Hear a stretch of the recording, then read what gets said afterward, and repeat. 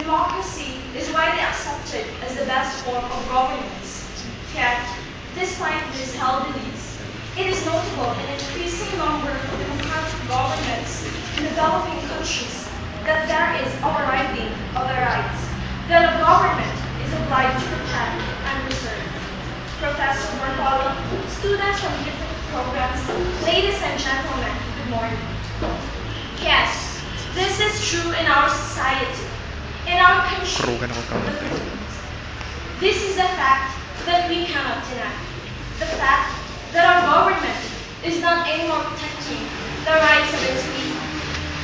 And this event had risen from the Strategic Economic Plan, a comprehensive national industrialization program, a program that will serve as a transition from a backward agrarian and pre-industrial economy to a highly developed and industrialized country.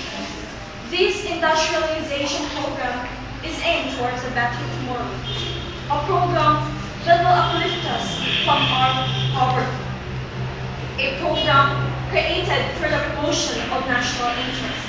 But ladies and gentlemen, sad to say, this is the same program that had violated the rights of the indigenous people. I am here to talk about the effects of the industrialization to the indigenous people. These indigenous people are more affected than any one of us here. Indigenous people are those people who had resisted the colonialization and invasion of the colonizers and had retained the pre-existing ways of life. These indigenous people commonly live in upland regions. These regions are rich in natural resources, containing much of the country's mineral and wealth. And this is the very reason why the government is very eager to develop these areas. Yet, this desire of the government to promote economic development is bringing the government, into conflict with these indigenous people. Why conflict? It is because these said areas are the homelands of these indigenous people.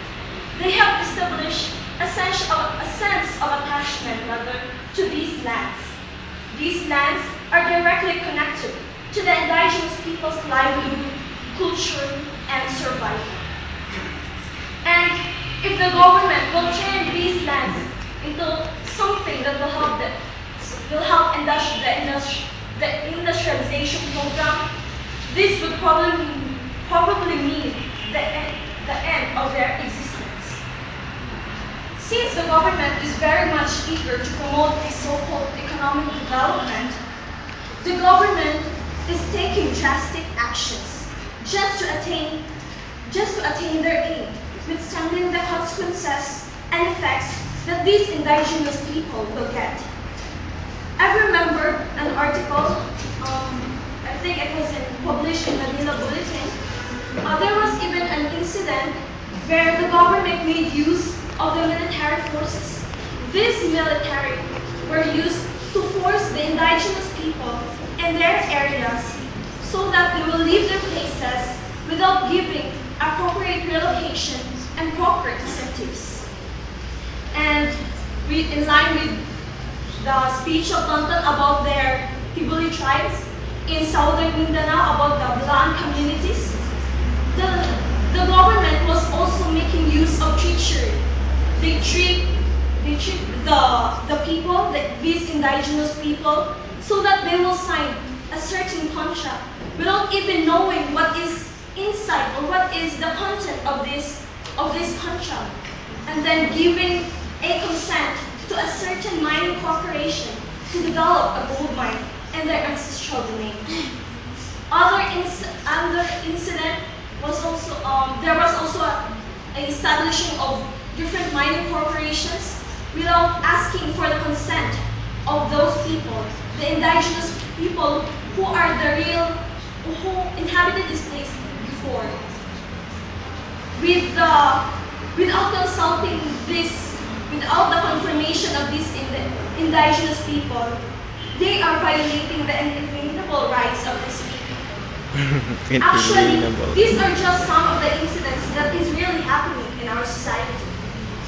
These incidents are clear manifestations of the violation of the indigenous people's right to self-preservation, self-determination, ancestral domain, and collective property rights. Ladies and gentlemen, if we are going to analyze our society, our political system, this event would be a big slap to our government. Why? It is because our government is said to embrace the principles of democracy. If this is the case, why is it that the government is taking a primary role, though sometimes indirect, in violating the rights of these indigenous people? A government, a government that is said to embrace the principles of democracy, but on the contrary, a government that is oppressing and abusing the rights of its people, rights that the government is ought to protect and preserve. With this case, one can question if the government is really aiming towards national interest, or is it more right to say that a person or the people working for the government is just promoting their own selfish interest?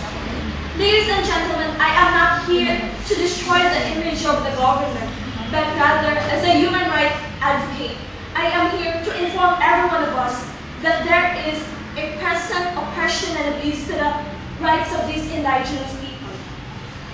A change, the government is imposing change, but before it imposes change to its society or to its people, they must first establish a change within its backyard.